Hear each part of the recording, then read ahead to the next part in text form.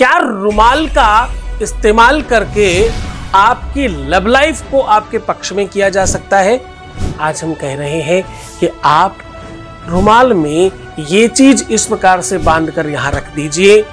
बस इतना करने मात्र से आपका वैवाहिक जीवन जो पूरी तरह से अस्त व्यस्त था ना, आपका वैवाहिक जीवन जो पूरी तरह से ब्लास्ट हो रखा था, जहां दुख के अलावा और कुछ था ही नहीं और आप सुख चाहते थे, वो पूरी तरह से ठीक हो सकता है। आप देख रहे हैं लव विद एस्ट्रोलॉजी। नमस्कार, मैं हूं आचार्य सतीश अवस्थी और आपका बहुत स्वागत करता हूं लव विद एस्ट्रोलॉजी में।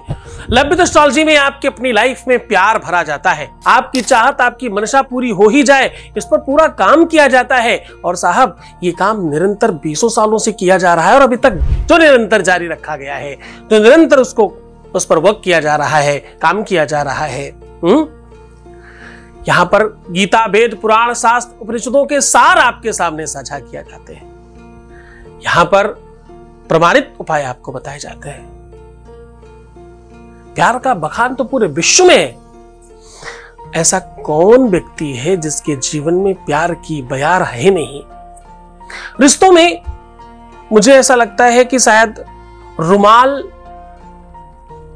देना, रुमाल को सही से रखना, ये पत्नियां बड़े अच्छे तरीके से करती हैं। अच्छा, कुछ लोगों को देखा गया है कि रुमाल बड़ा अस्त व्यस्त रखते हैं। किसी की साफ सफाई की पद्धति को जानना हो, उसका रुमाल देख लीजिए, आपको पता चल जाएगा वो कितना साफ सुथरा इंसान है। किसी भी व्यक्ति का रुमाल देख करके आपको उसकी हैसियत का आइडिया लग जाएगा। किसी भी व्यक्ति का रुमाल देख करके उसका दाम्पतिक जीवन का अनुमान लग जाएगा कि वो कैसा चल रहा होगा। आज हम कह रहे हैं कि आप रुमाल में ये चीज इस प्रकार से बांधकर यहां रख दीजिए। बस इतना करने मात्र से आपका वैवाहिक जीवन जो पूरी तरह से अस्त व्यस्त था ना, आपका वैवाहिक जीवन जो पूरी तरह से ब्लास्ट हो रखा था, जहां दुख के अलावा और कुछ था ही नहीं और आप सुख चाहते थे, वो पूरी तरह से ठीक हो सकता है। यावत कन्या न भामांगी तावत कन्याकुमारी का, उसमें भी रुमाल बांधा जाता है। रुमाल का बड़ा महत्वपूर्ण है, योगदान है। जब आप पूजा पाठ में बैठते हैं ना, तो रुमाल को सर पे रख करके बैठते हैं कुछ लोग। रुमाल के साथ गठबंधन किया जाता है। रुमाल को पहले बड़ा रखते थे लोग, गमछा रखते थे, उसी को रुमाल छोटा किया गया बाद में कालांतर में, है ना। और इस भावना को हम लोग विवाह कहते हैं। उसमें दिक्कत आए तो उसी भावना पर वर्क करते हैं, इसलिए आज रुमाल लेकर के आए हैं। पूरी बात आपको आगे साझा कर रहा हूं, एक अनुभव ले लेते हैं। Voice message please. Thank you Guruji, आपको जितना थैंक यू बोलूं कम है गुरुजी। आपने मेरे प्यार से बात करवाया, मुझे कुछ नहीं चाहिए था, बस मुझे ऐसा लगता था मेरे प्यार से बात हो जाए। काफ़ी जगह गई, काफ़ी जगह ट्राई किया, बहुत पैसे ख़त्म किए, कुछ नहीं, मेरा कहीं काम नहीं हुआ। फिर मैंने आपका यूट्यूब पे वीडियो देखा, फिर मैंने सोचा चलो इतने लोगों का काम हो गया तो फिर मेरा भी हो जाएगा। और थैंक यू गुरुजी, बहुत अच्छा फील हुआ, बहुत अच्छे से मेरा काम गुरुजी आपने समझाया। बहुत बस गुरुजी इतनी आपसे गुजारिश है कि अपना आशीर्वाद ऐसे ही बनाए रखना गुरुजी। थैंक यू गुरुजी, आपने मेरे प्यार से मेरी बात करवाई, मुझे और कुछ नहीं चाहिए था। Thank you Guruji, thank you so much. बहुत बहुत धन्यवाद, बहुत बहुत साधुवाद, बहुत आशीर्वाद। परमात्मा शिव आपको खूब प्रसन्न करे, खूब आनंदित करे, सुव्यवस्थित करे। प्राणों के रक्षक को कैसे बांध सकते हैं, अपने संरक्षक को कैसे बांध सकते हैं, अपने उनको जिनको हमने सर्वस्व मान रखा है। ये सब भावनाओं का आदान प्रदान बिल्कुल ऐसे ही रखना। सच मानना, आज से ही तुम्हारे जीवन में परिवर्तन प्रारंभ होगा। एक बढ़िया रुमाल ले लीजिए। आपका या उनका इस्तेमाल किया हुआ रुमाल मिलता है तो बहुत बढ़िया। अब फिर से एक और स्पेशलिटी, आप दोनों का रुमाल इस्तेमाल किया हुआ मिलता है तो और भी ज़्यादा अच्छा। नहीं मिलता, दोनों में से किसी एक का मिलता, बहुत अच्छा। कुछ नहीं मिलता तो सिर्फ रुमाल ले लीजिए मात्र।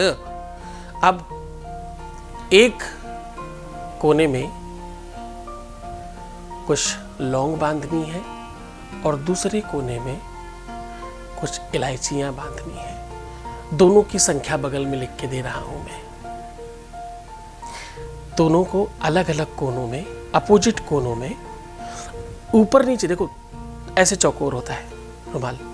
एक कोना इधर, दूसरा यहाँ भी है ना, पर यहाँ वाले में नहीं बांधना, ऊपर से नीचे वाले में नहीं, ऊपर से कोने वाले में बांधना है। कोने से कोने की तरफ जाना है, थोड़ा लंबी दूरी लेकर के बांधना है। एक इस कोने में गांठ, एक इस कोने में गांठ, और इन दोनों गांठों को पकड़ करके आपस में फिर से एक गांठ, तभी तो होगा। दोनों बंधेंगे ना। एक तरफ लौंग है, एक तरफ इलायची है। वो एक गाना था ना, सच मानो लेखक शास्त्र उड़ेलता है, बस हम समझते नहीं। तू लौंग बे में इलायची, तू लौंग बे में इलायची, तेरे पीछे अगवाची। आपने सुना होगा ये गाना। आज उसी को अभी आप समझ सकते हो। मैं तो शास्त्र उड़ेलता हूं, तो मैं इसलिए इन सब चीजों के सहारे बांधने की कोशिश करता हूं ताकि तुम बंधे रहो और किसी भी बहाने से इस कड़वी दवाई को मीठा समझ के तुम पी लो और तुम स्वस्थ हो जाओ। बस इतनी सी भावना है, इसलिए इधर उधर तुम्हें लहरा कर वहां पहुंचाने का प्रयत्न कर रहा हूं। दोनों को फिर से आपस में गांठ बांध देना और अपने बिस्तर पर रखना। फिर से गंभीर हो जाओ। यहां पर यह हल्की बात नहीं है, मैं कह रहा हूं अपने बिस्तर पर रखना। सोते समय पति को तुम संग साथ रखना। क्या कह रहे? सोते समय पति को तुम संग साथ रखना। जूं बहती गंग धारा निर्मल अमल तुम बहना। ए बेटी तू जाके ससुराल में सुख शांति से ही रहना। वो भावना, उस भावना के साथ इसको बेड पर रखना, तकिए के नीचे, गद्दे के नीचे, जैसे सुविधा हो, जिसमें तुम्हारी चोरी ना पकड़ी जाए और क्योंकि तुम तो अच्छा कर रहे हो, कोई गलत ना समझे उस बात को, है ना। उस भावना के साथ रखना और उसके बाद दूसरे दिन से किसी भी पेड़ के साथ लटका देना। कहते हैं बुरी चीजें उसमें आ जाएंगी और वो पेड़ में चली जाएंगी। तुम्हारी जीवन में, तुम्हारी लाइफ में जहां पर दिक्कतें हैं, जो तकलीफें हैं, तुम्हारे दोनों को एक करने में जो बीच में चीजें आ रही हैं, वो सब उसमें आ जाएंगी और वो पेड़ में चली जाएंगी। ऐसी भावना उसे प्रणाम करना जब आ रहे हो। क्यों प्रणाम करना? इसलिए क्योंकि तुम उसे अपनी समस्याएं दे रहे हो। तुम कोई अच्छी चीज नहीं दे रहे उसे, तुम उसे कोई आशीर्वाद नहीं दे रहे। तुम मजबूर हो इसलिए अपनी मजबूरियां दे रहे हो। तुम उदास हो इसलिए अपनी उदासी दे रहे हो। तुम दुखी हो इसलिए अपना दुख दे रहे हो। तुम परेशान हो, अपनी परेशानी दे रहे हो। और तुम अपने मैरिज लाइफ में अस्त व्यस्त हो, तो वो अस्त व्यस्तता उसको ही तो दे रहे हो। प्रणाम करना। जैसे कोई मित्र अपने मित्र का संकट हर लेना, बिल्कुल उसी प्रकार से थोड़ा गमगीन होने की बात है। यहाँ पर गंभीर चिंतन है, क्योंकि रामायण कहती है जे न मित्र दुख होई दुखारी। क्या? जे न मित्र दुख होए दुखारी, तिनहि बिलोकत पातक भारी। तिनहि बिलोकत पातक भारी। उनको देखने में भी पाप लगता है, कहते हैं, और छोटा मोटा नहीं, भारी पाप लगते हैं। जय न मित्र दुख होए दुखारी, तिनहि बिलोकत पातक भारी। पाप लगता है ऐसे मित्र को। तो आप आज इस संगनी को तुम पेड़ पर टांग रहे हो, ध्यान से रखना। प्रणाम करके वापस आना, फिर पीछे मत देखना। बस इस भावना को बड़ा होने दीजिए। ये कब कर रहा है? ये काम तुम्हें करना है शुक्रवार, शनिवार, रविवार, इन तीनों दिनों में से किसी एक दिन। इन दिनों में किया हुआ ये उपाय बहुत सार्थक सिद्ध होगा।